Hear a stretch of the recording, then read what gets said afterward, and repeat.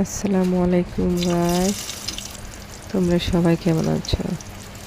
আশা করি আল্লাহর রহমতে সবাই ভালো আছো। তো সবাইকে শুভ সকাল। আমি উস্তাবাজি করতেছি সকালবেলা, গরম ভাত দিয়ে খাওয়া হবে।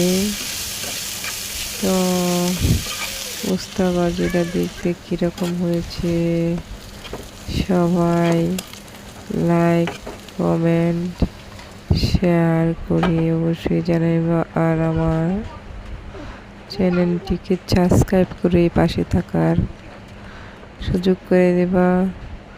আরও সুন্দর সুন্দর ভিডিও পেতে অবশ্যই সহযোগিতা করবা।